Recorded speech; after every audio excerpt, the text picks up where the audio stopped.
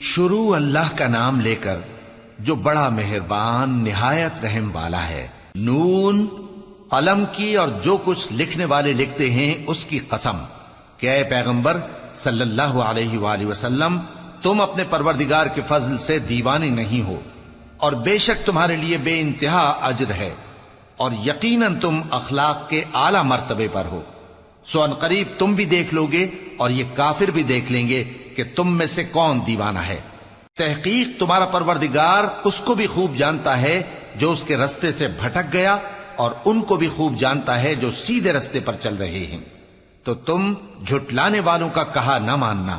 یہ لوگ چاہتے ہیں کہ تم نرمی اختیار کرو تو یہ بھی نرم ہو جائیں، اور کسی ایسے شخص کے کہے میں نہ آ جانا جو بہت قسمیں کھانے والا ہے، ذلیل ہے، شرارت سے اشارے کرنے والا، لگائی بجھائی کرنے والا، مال دینے میں بڑا بخیل، حد سے بڑھا ہوا بدکار، سخت خو اور اس کے علاوہ بدذات ہے، اس سبب سے کہ مال اور بیٹے رکھتا ہے۔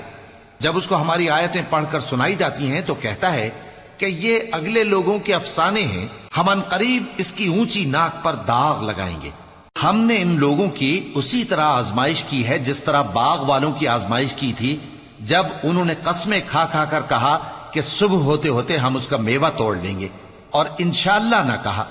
سو وہ ابھی سو ہی رہے تھے کہ تمہارے پروردگار کی طرف سے راتوں رات اس پر ایک آفت پھر گئی، تو وہ ایسا ہو گیا جیسے کٹی ہوئی کھیتی۔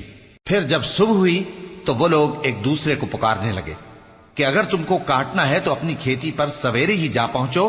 سو وہ چل پڑے اور آپس میں چپ کے کہتے جاتے تھے کہ آج وہاں تمہارے پاس کوئی فقیر نہ آنے پائے، اور کوشش کے ساتھ سویرے ہی جا پہنچے، گویا پیداوار پر قادر ہیں۔ پھر جب انہوں نے باغ کو دیکھا تو ویران، کہنے لگے کہ ہم رستہ بھول گئے ہیں، نہیں بلکہ ہم بے نصیب ہو گئے۔ ایک جو ان میں سمجھدار تھا بولا، کیا میں نے تم سے نہیں کہا تھا کہ تم تسبیح کیوں نہیں کرتے؟ دوسرے کہنے لگے کہ ہمارا پروردگار پاک ہے، بے شک ہم ہی قصوروار تھے۔ پھر لگے ایک دوسرے کی طرف رخ کر کے ملامت کرنے، کہنے لگے ہائے شامت، ہم ہی حد سے بڑھ گئے تھے، امید ہے کہ ہمارا پروردگار اس کے بدلے میں ہمیں اس سے بہتر باغ عنایت کرے۔ ہم اپنے پروردگار کی طرف رجوع کرتے ہیں، دیکھو عذاب یوں ہوتا ہے، اور آخرت کا عذاب سب سے بڑھ کر ہوگا، کاش یہ لوگ جانتے ہوتے۔ پرہیزگاروں کے لیے ان کے پروردگار کے ہاں نعمت کے باغ ہیں۔ کیا ہم فرما برداروں کو نافرمانوں کی طرح نعمتوں سے محروم کر دیں گے؟ تمہیں کیا ہو گیا ہے؟ کیسی تجویزیں کرتے ہو؟ کیا تمہارے پاس کوئی کتاب ہے جس میں یہ بات پڑھتے ہو کہ جو چیز تم پسند کرو گے وہ تم کو ضرور ملے گی؟ یا تم نے ہم سے قسمیں لے رکھی ہیں جو قیامت کے دن تک چلی جائیں گی کہ جو کچھ تم طے کر لو گے وہ تمہارا ہوگا؟ ان سے پوچھو کہ ان میں سے کون اس کا ذمہ لیتا ہے؟ کیا اس قول میں ان کے کچھ شریک ہیں؟ اگر یہ سچے ہیں تو اپنے شریکوں کو لے آئیں۔